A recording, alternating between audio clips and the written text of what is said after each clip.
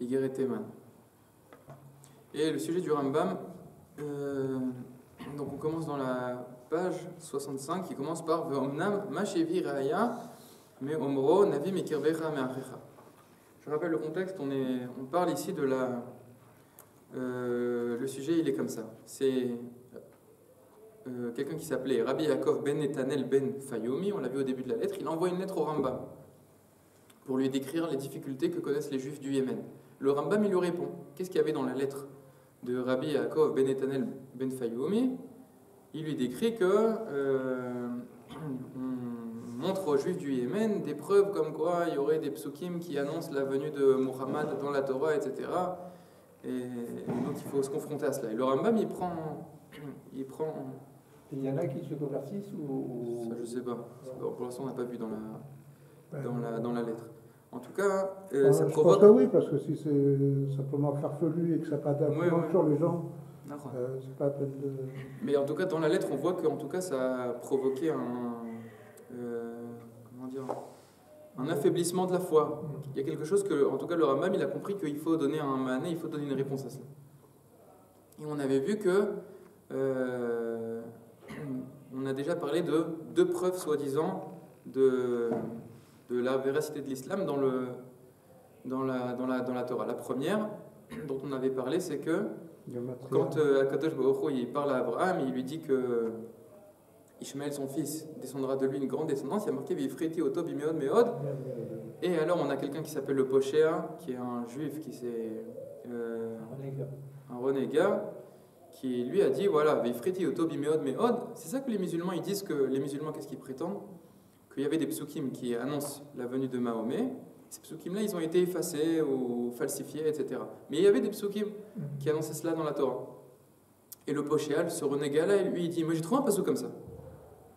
J'ai trouvé un pasuk comme ça. Où il est ce pasuk? Vifriti Oto Bimeod Meod, c'est la même gematria que Muhammad. Non, Ahmad. Non, lui le Poshéa, il dit c'est la même gematria que Muhammad. Effectivement, les deux c'est gematria 92. Et donc le Rambam il dit, premièrement, c'est une preuve très faible. Deuxièmement, ça ne correspond pas du tout au pshat du pasuk qui parle du fait que la descendance de Ishmaël elle sera nombreuse. On ne vient pas ici annoncer une bracha pour la descendance d'Ishmaël, qu'il y aura un grand homme qui apparaîtra parmi Ishmaël. C'est pas en rapport, donc votre dracha qui est très faible, elle est même pas en rapport avec le pshat du pasuk, aucun rapport avec le pshat du pasuk, premièrement. Deuxièmement, qu'est-ce que dit l'islam? Pas le renégat. Qu'est-ce que dit l'islam? Non, pardon. Qu'est-ce que dit l'islam? L'islam dit qu'il y avait des endroits dans la Torah où on annonçait la venue de Ahmed, qui est un autre nom de Mohammed. Et donc le Rambam il dit, donc ce qu'il veut dire ici le Poshéa, que voilà il a trouvé un pasuk comme ça, où on rappelle Mohammed. Premièrement, c'est pas en rapport avec le pasuk. Deuxièmement, l'islam lui, il parle du fait qu'on rappelle le nom de Ahmed et pas le nom de Mohammed. C'est ça, comme ça que le Rambam il a descendu cette première preuve. Deuxième preuve, on avait dit que dans la Torah, il y a marqué chez Akadosh Baruch Hu Uba Misinai, Bezaraf Miseir, Lamo Ofia Me'ar Paran. Et donc les musulmans ils disent voilà, c'est annoncé dans la Torah que dans le futur, il y aura un autre Mahamad Arsinaï, un Mahamad sur le mont Paran pour les Ishmaélim, et là-bas on leur donnera le Coran, une nouvelle révélation, une nouvelle religion. Sur ça, le Rambam il dit, mais dans le Pasuk, on parle d'une révélation antérieure au Mahamad Arsinaï, et pas qui succédera au Mahamad Arsinaï. Donc là aussi, c'est pas du tout en rapport avec les mots dans le Pasuk. Troisième preuve qu'ils avaient ramené, et c'est le sujet d'aujourd'hui, c'est le Pasuk dans Sefer Dvarim. Le Pasuk qui dit Navi mikirbecha me'achecha. Navi mikirbecha me'achecha, je crois que la suite du Pasuk c'est Hakim La, ou quelque chose comme ça. Quand il annonce qu'il y aura d'autres prophètes qui viendront transmettre la parole de Dieu pour les bénis Israël. Et les musulmans, qu'est-ce qu'ils disent? Il y a marqué Navi mikirbecha me'achecha.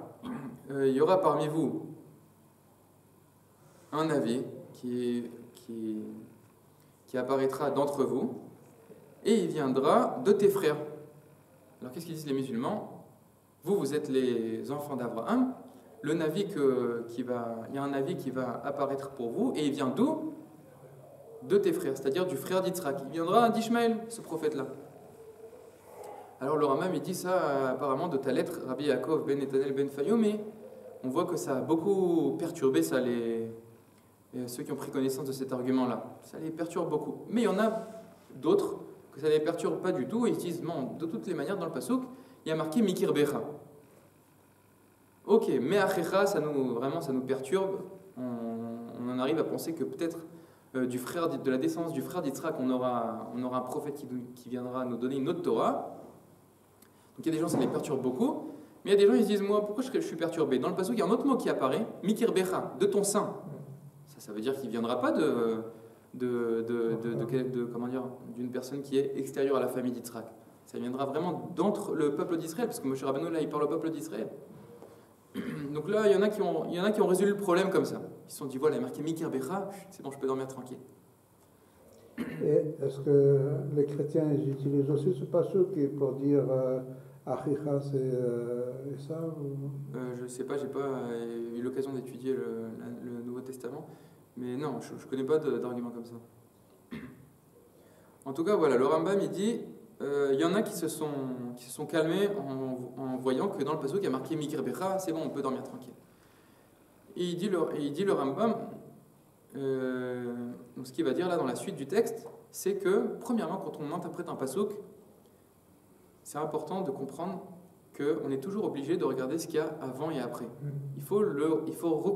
Quand on interprète, il faut recontextualiser chaque chose pour avoir une explication qui pénètre véritablement le texte et qui n'est pas comme ça en surface. Parce que là, c'est complètement décousu, cette interprétation de l'islam. Si on voit, d'ailleurs, c'est ce que le Rambam va faire, mais si on voit ce qui a marqué auparavant dans le texte, je voulais ramener le Sefer Dvarim, mais j'ai oublié. Dans le texte, en tout cas, il y a marqué que faut Dvarim.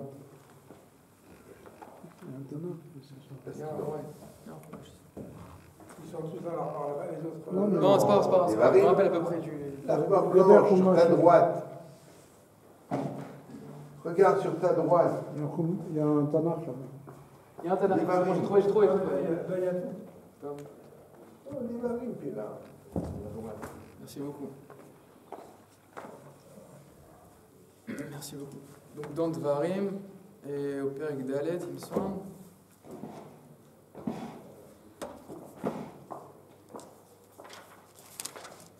Non, il y a que Yutret. Perek Yutret, Passouk Tedvav. Quel Passouk? Tedvav du Perek Yutret. Tedvav. C'est où les proquimés ici? Quel chapitre vous avez dit?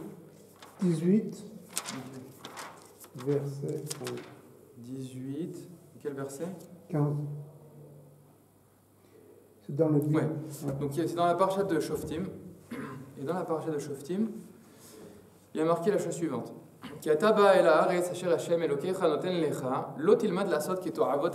Quand tu viendras et tu pénétreras la terre d'Israël, ne fais pas comme les abominations des goïms qui habitaient cette terre, les Cananéens. Qu'est-ce qu'ils faisaient, eux? Ils faisaient appel à toutes sortes de forces métaphysiques, et des esprits. Ils faisaient appel à toutes sortes de forces spirituelles pour essayer de deviner le futur. Et donc, vous ne devez pas vous tourner vers ces forces-là, vers les gens qui font appel aux astres et toutes sortes de choses pour connaître le futur, et vous ne devez pas faire d'avodaza. Lo yimatse becha ma'avir beno ubito ba'esh, kosem oksami monen umenachesh umechashef, vechover chaver, veshoel ov veidoni, vedoresh alametim. Il y a des gens qui questionnent les morts. Vous ne devez pas vous tourner vers ces choses-là. Ki to'avat Hashem kol oseele. Ubigla la to'evot ha'ele, Hashem elokecha morish otam ipanecha. Parce que eux, ils ont fait des abominations. Ils ont perdu le mérite de pouvoir habiter la terre d'Israël. Et donc, vous venez en remplacement. Vous pouvez maintenant prendre possession de votre terre.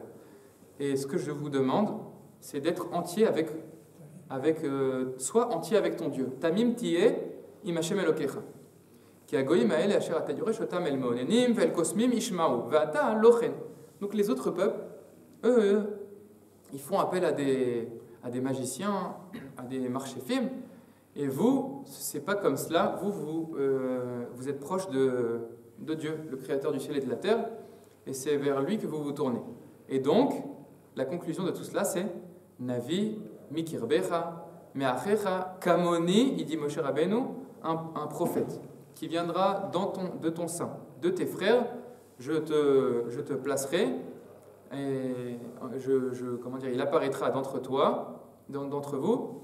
Ce prophète-là, il sera comme moi, Kamoni. C'est ça que je vous amènerai, il dit Akadosh Baruch Hu, Navi mikirbecha me'achecha kamoni, yakim lecha Hashem Elokecha, elav tishmaun. Et vous avez une mitzvah de l'écouter. On va voir sous quelles conditions, mais il y a une mitzvah d'écouter quelqu'un qui a été déclaré comme Navi. Elav tishmaun, c'est marqué, c'est une obligation. Mais il faut qu'il ait été déclaré comme Navi. Oui, alors il y a des conditions pour qu'il soit déclaré comme Navi.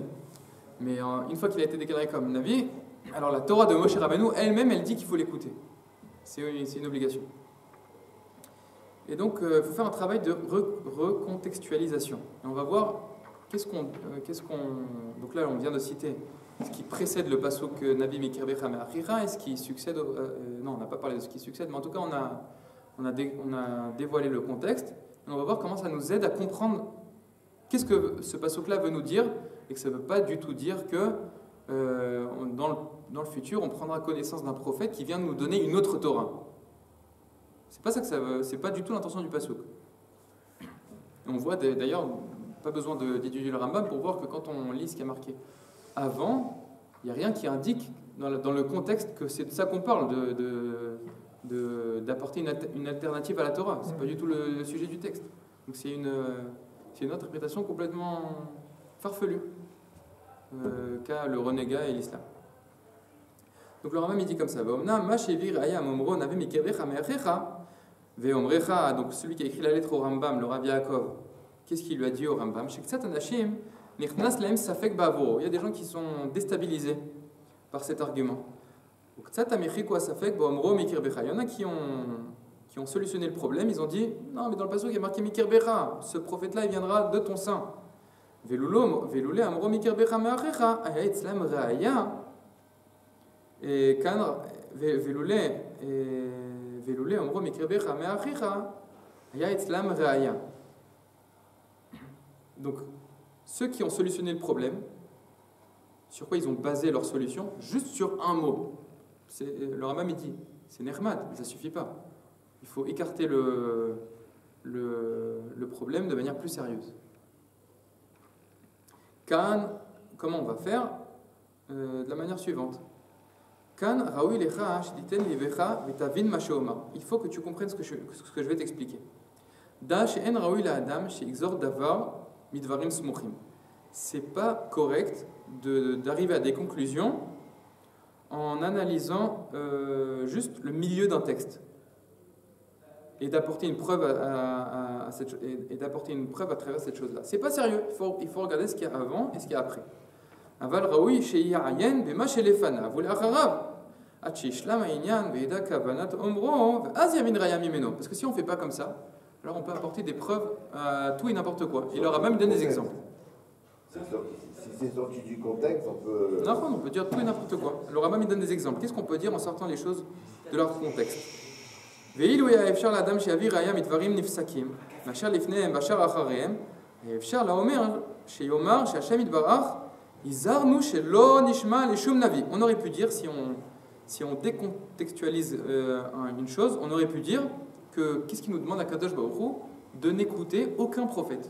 Il y a un passouk, vous savez, qui, je dis en rigolant, qui nous demande de ne pas écouter les prophètes. Où est-ce que c'est marqué? Lot ishmael divrei hanavi. Il y a un passouk qui dit comme ça. N'écoute pas les paroles du prophète. Quand on recontextualise le passouk, qu'est-ce qu'il veut nous dire ce passouk-là? Si un prophète vient et appelle le peuple à servir l'idolâtrie, alors il ne faut pas l'écouter. C'est ça le contexte. Pas qu'il ne faut pas écouter un prophète. On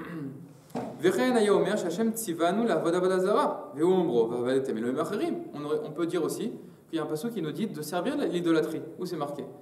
Vous servirez d'autres dieux. mais c'est dans le Kriyat Shema.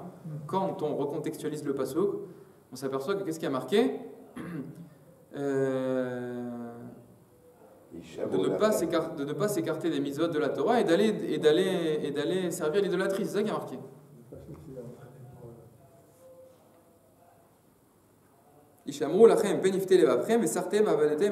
Gardez-vous de vous écarter de la Torah et de servir l'idolâtrie. C'est ça qui a marqué. Pas marqué, c'est à l'idolâtrie. On peut amener beaucoup d'exemples à cela.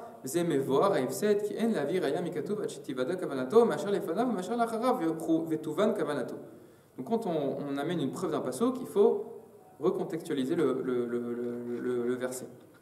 Alors maintenant, quand on procède à un travail de recontextualisation, quelle est la conclusion qu'on va avoir face à ce pasuk? Le Rambam il explique. Quand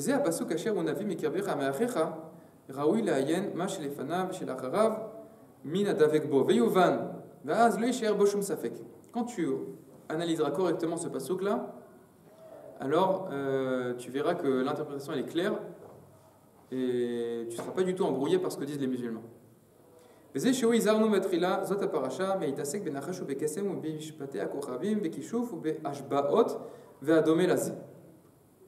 Donc la Torah, qu'est-ce qu'elle vient faire au début du texte?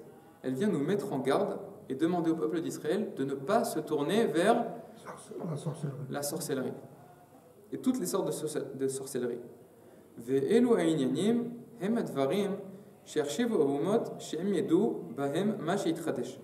Ces choses-là, les nations, pourquoi elles se tournent vers ces forces-là? Parce qu'elles ont la foi que, à travers cela, elles pourront connaître le futur. Qu'est-ce qui va se passer? Et ils font cela pour pouvoir se préparer au futur. On a un problème, on demande à une certaine force spirituelle, voilà, est-ce que si je pars en guerre, est-ce que je vais gagner, est-ce que je ne vais pas gagner, quel sera notre sort? Même les individus, ils ont besoin de ça pour diriger leur vie.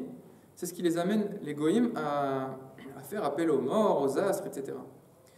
Et la Torah elle nous dit, ne faites pas cela.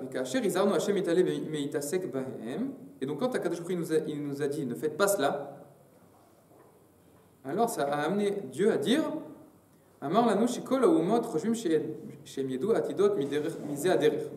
Vata lo miderech ze teda atid. Donc les nations elles disent, voilà, je vais prendre connaissance du futur à travers cela. Et Akadosh Baruch Hu nous dit, mais toi c'est pas comme ça. Toi comment est-ce que tu connaîtrais le futur? À travers le Navi qui parle au nom de Dieu. C'est la seule chose vers laquelle tu peux te tourner, le prophète. Le Navi, qui est un Navi véritable. On a aussi Urim et Tumim.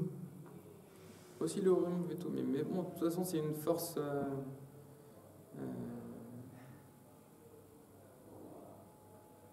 c'est une sorte, on peut dire c'est une sorte de névoie. C'est quelque chose en tout cas qui est reconnu par la Torah. Mais pourquoi, par exemple, les Goïms disent... nous reprocher de faire appel à des sorcelleries. Oui, mais ça c'est pas de la sorcellerie, c'est quelque chose qui est reconnu par Akadosh Baruch Hu, c'est quelque chose qui est reconnu par la Torah. Bon, comment dire, l'essentiel ici c'est de dire que Akadosh Baruch Hu il a fondé notre foi sur le Mamad Arsinaï.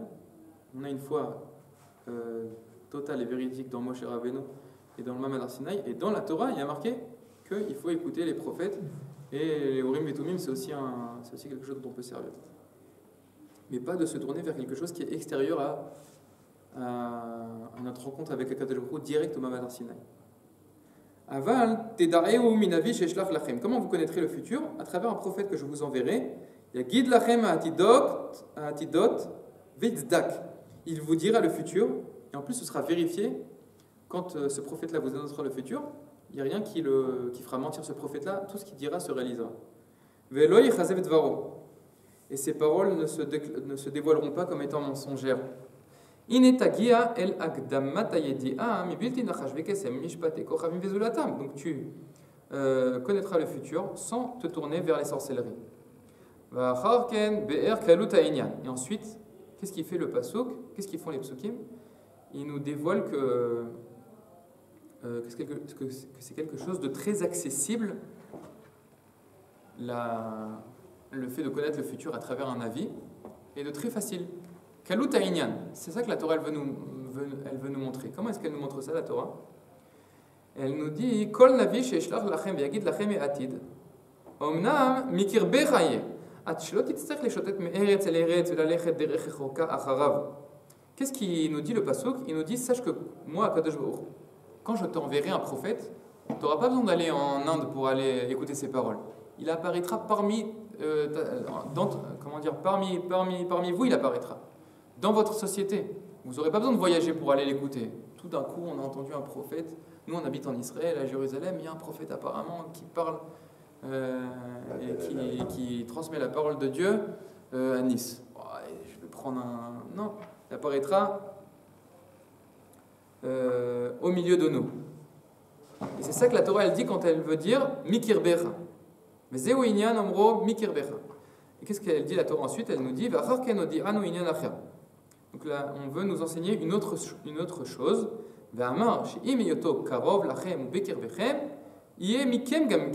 C'est pas seulement qui sera, parce qu'on va voir dans la suite, mais le Rambam, c'est pas que la Torah, elle reconnaît le fait que c'est possible que chez les Goïm, il y a un prophète. La névoie, c'est pas quelque chose qui est réservé au peuple d'Israël. C'est quelque chose qui est spécifique au peuple d'Israël, dans les dimensions que ça prend et dans le nombre de personnes qui sont qui accèdent à la prophétie. Encore que Bilam, c'est une autre histoire, parce que Bilam, les Mefarshim, ils expliquent qu'il a accédé à la prophétie de manière pas attendue. Par exemple, dans Sefer Yoshua, il y a un endroit où on parle de Bilam, il est appelé Bilam, justement, le Kosem, le sorcier. Ouais. Et là-bas, le Radak, il dit que, alors comment il est devenu prophète? Alors la Torah, elle l'appelle le sorcier et pas le prophète. Je ne crois pas qu'il y a des passages qui disent Bilam Hanavi. On voit qu'il est prophète, parce que Dieu, il lui parle. Oui. Mais on n'a pas vu qu'il est appelé, il est reconnu comme prophète. Et le seul endroit où on lui donne un statut, c'est dans Sefer Yoshua, ou un des seuls endroits, je ne sais pas s'il y a un autre endroit, et on parle de Bilam Akosem dans le 13e chapitre de Sefer Yoshua. Et le Radak, il dit, alors comment il est devenu Navi? Si son rôle officiellement, selon Sefer Yoshua, c'est d'être un sorcier, alors comment est-ce qu'il a été prophète? Alors le Radak, il dit, c'était une exception. Comment dire? Un court instant, Akadosh Baruch Hu, il a décidé qu'il devait être Navi pour justement porter une prophétie sur le peuple d'Israël. Il y a un but à cela que, un court instant, exceptionnellement, Bilam, qui est quelqu'un d'une très grande envergure spirituelle, prononce une névoie sur le peuple d'Israël, et donc il a été Navi. Mais en général, il n'est pas Navi, il est Kosem. En tout cas, et le Rambam, de toutes les manières, dans la suite, il va nous apporter des exemples, je crois, de prophètes qui n'étaient pas juifs. Mais voilà, tout ça pour dire que le Rambam, il n'est pas cholel, il n'écarte pas le fait que quelqu'un qui est non-juif puisse être prophète. Mais en tout cas, ce qu'il dit ici le pasuk, c'est que la bracha que nous fait Akadosh Baruch Hu, c'est que les prophètes qui viendront dire le futur pour le peuple d'Israël, ils seront également hébreux. De manière générale, le prophète il sera hébreu. Ça ne veut pas dire qu'un goy ne peut pas être prophète. En tout cas, le prophète, il sera... vos prophètes seront hébreux. Ils apparaîtront. Ça c'est Me'achecha ou... Me'achecha. Ça c'est Me'achecha. Et comment est-ce qu'on sait que c'est ça l'interprétation? Il dit le Rambam, parce qu'après c'est marqué Kamoni. Le Rambam, il dit que quand Moshe Rabbeinu, il dit que le prophète, il sera comme moi, l'intention, c'est pas de dire qu'il sera comme moi à mon niveau de prophétie. Parce que ça, pour le Rambam, Moshe Rabbeinu, il ne peut pas y avoir comme Moshe Rabbeinu. Mais il sera comme moi, hébreu. C'est ça la bracha que Kadosh Baruch Hu nous fait. Vous connaîtrez le futur et vous pourrez,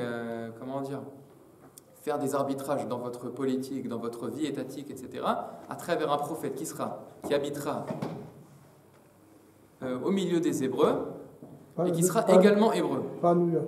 Pas à New York. Ça veut dire qu'il faut aussi retrouver notre condition en hébreu. Mais ça c'est, vous arrivez à un point que je voulais, que le Rambam ne dit pas parce que c'est évident. Enfin, je voulais aussi parler de ça, c'est qu'au début de tous ces psukim-là, qu'est-ce qui a marqué? Premièrement, il faut faire attention au fait que tous ces psukim-là, ils sont dans Sefer Dvarim. Qu'est-ce que c'est que Sefer Dvarim? Selon le Rav Tzvi Kook, on revient sur toute la Torah parce que incessamment sous peu, on va pénétrer en Israël. Et donc là, il faut clarifier qu'est-ce que c'est que la névoie, parce que la névoie, c'est une force héret israélite. C'est une force qui agit et qui se dévoile spécifiquement en héret Israël. Et en plus, là, on est dans la paracha de Shoftim. La paracha de Shoftim, c'est une paracha qui éclaire qui nous explique comment est constituée la société des Hébreux. Donc il y a des Shoftim, il y a toutes sortes de choses. On parle du roi dans la parasha de Shoftim, et on parle également de la prophétie.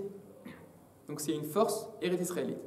Et là, si vous regardez dans les Achavot, dans la page de droite, il ramène une Gemara dans Masechet Megillah connue qui dit que chez les Hébreux, il faut savoir que combien de prophètes ont eu les Hébreux. Alors, quelqu'un qui n'est pas quelqu'un qui n'est pas très instruit, il dirait, il y a eu Yirmiyahu, Yecheskel, Ishayahu, une vingtaine. Au moment des 10 commandements, tout le monde était prophète même. Mais un court instant. Oui. On parle de quelqu'un qui est véritablement, c'est ça son tafkid dans la société, il est prophète depuis qu'il a 18 ans jusqu'à qu'il en a 100. Qui était prophète? Quel prophète on connaît? Alors on pourrait se dire, ceux dont on parle dans le Tanakh. La Gemara elle dit non, il y en avait qui flaim qui yotzi Mitzrayim. Tu prends les 600 000 personnes qui sont sorties d'Égypte de 20 à 60 ans, il y en avait x2, x3, x4, x5, x6, x7. Il y en avait plein des Nevi'im. Alors la Gemara elle demande alors pourquoi on n'a pas de traces de leur dire. La Gemara elle dit parce que ce qui a été mis par écrit et les traces qu'on a de la prophétie, c'est uniquement ce qui est nécessaire. C'est des prophéties qui contiennent quelque chose qui est nécessaire pour les générations à venir. Ce qui a des prophéties qui sont éternelles, ça, elles ont été écrites. Mais les autres prophéties, elles n'ont pas été écrites. J'ouvre une parenthèse. Elles parlaient de quoi ces prophéties-là? Alors, si elles ne parlaient pas de choses qui étaient nécessaires pour toutes les générations. Considéré qui concernait la génération où il parlait. Première possibilité. Deuxième possibilité, la vie de l'individu. Guider l'individu dans sa vie, lui dire sur quoi il doit se concentrer pour se rapprocher plus d'Akadosh Baruch Hu, plein de choses. Parce que quand on parle de la prophétie, on parle de vivre une dimension dans laquelle la Shrina elle est dévoilée. Et donc la vie entièrement, elle revêt une nouvelle apparence. Et dans cette dimension-là où il y a la prophétie, le prophète, il peut, apporter une itiachasut. Comment on dit une itiachasut en français? Il peut apporter son avis sur tout ce qui constitue la vie, parce que maintenant, on vit dans l'ère de la névoie. Dans l'ère de la névoie, tout est important, tout a une importance divine, et donc le prophète, il parle de tout. Qu'est-ce qui est écrit? Juste certaines choses. Et même dans les Nevi'im qu'on connaît, il y en a beaucoup qui sont aussi spécifiques à l'époque. On a dans les 3 semaines qui parlent de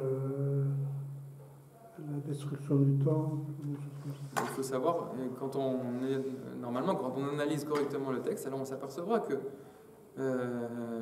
ces paroles de ce Navi qui ont l'air de s'adresser juste à la génération X ou Y, en fait, quand on étudie les psukim, on comprend qu'est-ce que ça signifie la destruction, qu'est-ce que c'est que le Beth Amikdash, et pourquoi est-ce qu'il a été détruit. Ça, c'est un message qui a Jérémie par le roi de Sékiaou, il lui dit il faut que tu te rendes devant le roi de Babel, que tu acceptes.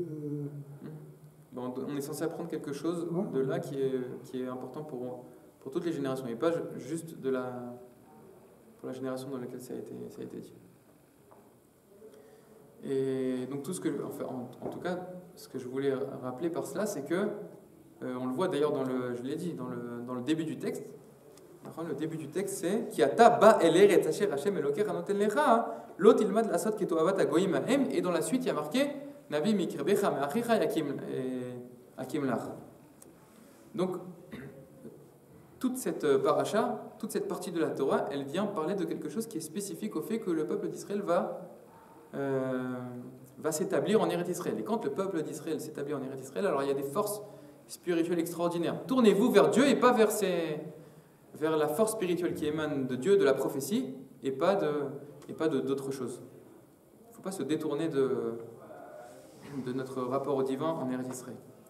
En tout cas, on voit que la prophétie, c'est quelque chose qui est spécifique à Eretz Israël, dans les dimensions que ça prend dans notre peuple. Donc le Rambam dit, qu'est-ce qu'il signifie ce passouk-là?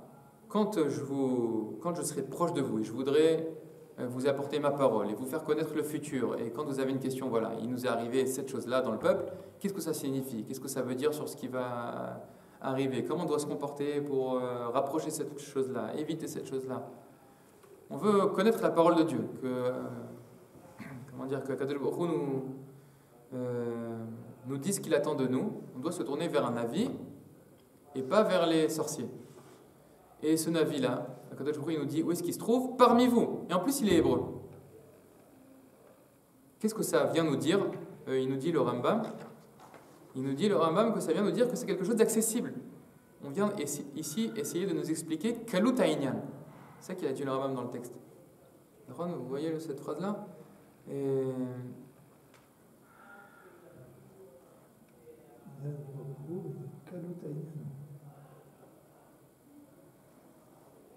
הנה תגיע אל הקדמת הידיעה מבלתי נחש וקסם משפטי כוחם וזולתם ואחר כן באר קלות העניין ואמר כל נביא שישלח לכם יגיד לכם העתיד אמנם מקרבכם יהיה עד שלא תצטרך לשוטט מארץ אל ארץ וללכת דרך רחוקה אחריו וזהו עניין אומרו מקרבך ואחר כן הודיענו עניין אחר ואמר שאם היותו קרוב לכם ובקרבכם יהיה מכם גם כן כלומר מישראל עד שתהיה זאת המעלה שהיא הקדמת הידיעה בעתידות מיוחדת לכם.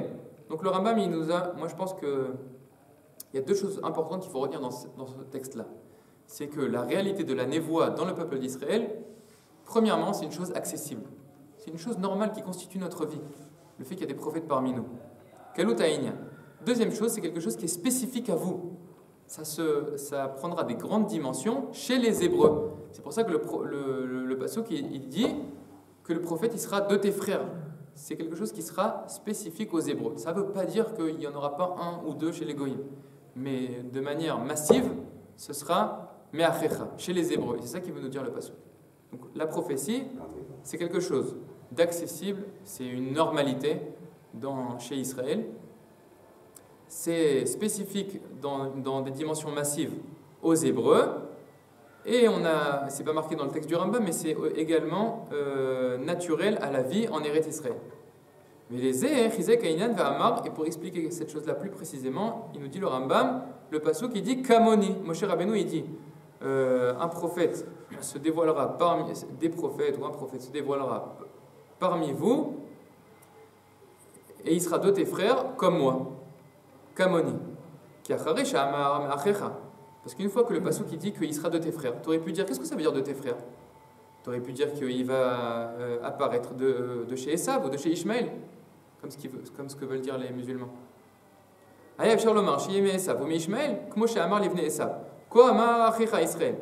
Et Moshe Rabbeinu, quand il parle à Edom, avant de pénétrer son territoire, qu'est-ce qu'il dit Moshe Rabbeinu? Voici les paroles de ton frère Israël. Donc tu aurais pu dire, ah voilà, Moshe Rabbeinu quand il parle à Esav, il appelle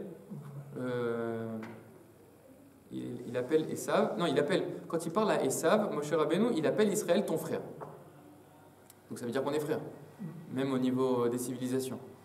Et donc quand le pasuk dit Navi mikirbecha me'achecha, ça peut aussi vouloir dire de chez Esav. Il dit le Rambam non, parce qu'après il y a marqué Kamoni. Alken chizek adavar, pour pas qu'il y ait de risque d'interpréter non que le prophète il apparaîtra de chez Esav ou de chez Ishmaël, c'est la raison pour laquelle il est marqué Kamoni. Klomar bibnei Yaakov. On parle d'une prophétie et de prophètes qui apparaîtront des enfants de Yaakov, à partir des enfants de Yaakov, et pas de Esav et d'Ishmaël. Ve'en inyan omro Kamoni kayotze bi begodel erech malat hanevoa shukvar amar velo kam navi od beIsraël kemoshe. Donc l'intention, quand Moshe Rabbeinu il dit Kamoni, c'est pas de dire que le prophète il sera à mon niveau de Nevoa. Encore une fois, chez le Rambam, En davar kazé. Quelqu'un qui il n'y a pas une pareille chose, quelqu'un qui est au niveau de prophétie de Moshe Rabbeinu. Quand Moshe Rabbeinu il dit Kamoni, un Kavana qui fera partie des Hébreux comme moi. Ve'ine baparasha atzma zachar ma shemore al kol ma shezacharnuhu amar לא ימצא בך מעביר בנו וביתו באש וחובר חבר וכולי, תמים תהיה עם השם אלוקיך וכולי, ואתה לא כן נתן לך וכולי, נביא מקרבך מאחיך. Et donc là, le Rambam il dit tout ce que je t'ai expliqué. Quand tu lis tous les psukim que je viens de te citer, c'est-à-dire le contexte, tu t'apercevras que c'est ça la véritable interprétation du pasuk, et pas de nous dire que dans le futur apparaîtra un prophète qui viendra nous donner une Torah alternative à la Torah d'Israël. C'est pas ça ce qui est marqué dans le pasuk. Ineid Baer Vitamet, chez Zéanavi à Yaoudbo, ce Navi-là qu'on nous promet, c'est pas un Navi qui dévoilerait une religion. Et non Navi chez Avidat, mais le Sheiden Torah. C'est pas un Navi qui donnerait une autre Torah. Alors, qu'est-ce que ce sera alors son rôle?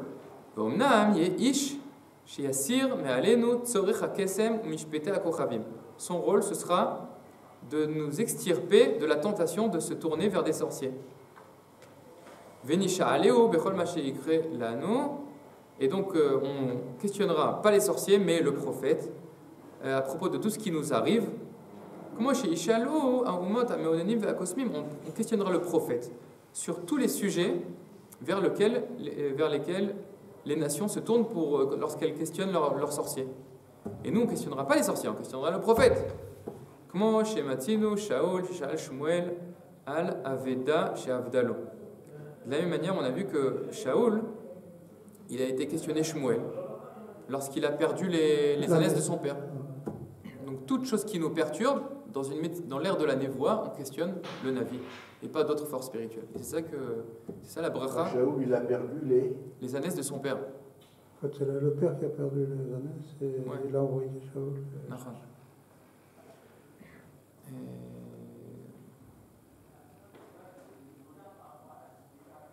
Ça veut dire quoi, il a perdu les ânesses de son père? Ânesse. Un âne. Un âne. Comme ça, c'est rapporté dans le Tanakh que le père de Shaul, il a perdu ses ânesses. Et Shaul, il est parti à la recherche de ses ânesses. Et donc, ensuite, on l'a guidé vers Shmuel à Navi. Et c'est comme ça que Shaul, en fin de compte, il a rencontré Shmuel et qu'il a pris connaissance de la prophétie de Shmuel. Et après, qu'il a donné au roi. Dans le contexte ici, ça vient, comment dire, Shmuel, il a un rôle à jouer dans l'établissement de la royauté d'Israël. Comment se fait le contact entre Shmuel et Shaul à travers cette histoire-là qui paraît anodine, mais qui en fait amène ensuite à la royauté de Shaul. Mais en tout cas, si on fait un zoom in sur cette histoire, on voit que voilà, tu as perdu tes ânesses, tu as un problème dans la vie, tu vas voir le prophète et il t'aide à être plus efficace. C'est pas vraiment comme ça que c'est raconté. Je veux dire, il a cherché les ânesses et finalement il ne la trouvait pas. Il dit bon, on rentre à la maison. Et quelqu'un qui l'accompagnait, il dit tu sais, de la région où on est, il y a un prophète qui va pouvoir nous dire.